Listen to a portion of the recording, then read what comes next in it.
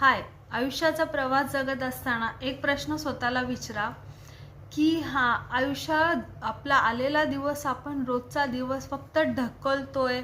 आपल्या कर्तव्यांच्या ओझ्याखाली, कर्मांच्या ओझ्याखाली दबून फक्त आलेला दिवस घालवायचा आहे असं जगतोय, की आनंदाने पूर्णपणे आयुष्याला समर्पित होऊन आणि जसं जसं आयुष्य आहे ते खूप आनंदाने स्वीकारून जर आपण जगत असू तर मग म्हणता येईल की तुम्ही आयुष्य पूर्णपणे जगताय.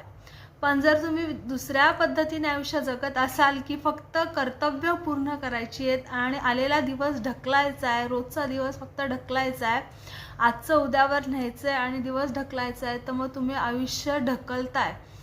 मग ज्यांना आयुष्य पहिल्या पद्धतीने जगता येतं ना, त्यांच्यासाठी आयुष्य हे खूप सुंदर बनतं, खूप सुंदर उलगडतं. पण ब्रह्मांड, युनिवर्स तसा साथ पण देतं, आपल्याला प्रतिसाद पण देतं आणि खूप सुंदररित्या आपलं आयुष्य बहरायलाही लागतं.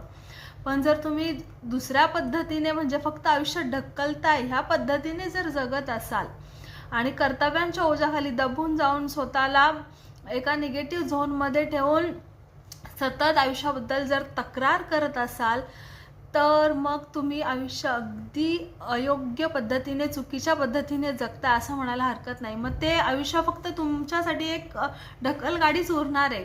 ते तुमचं आयुष्य कधी बहरणार नाही आहे, फुलणार नाही आहे, तुमच्या मनाप्रमाणे कधी उलगडणार नाही आहे. सो नमस्कार, मी Tejashree Pokharkar, certified advance pranic healer, EFT trainer, law of manifestation coach.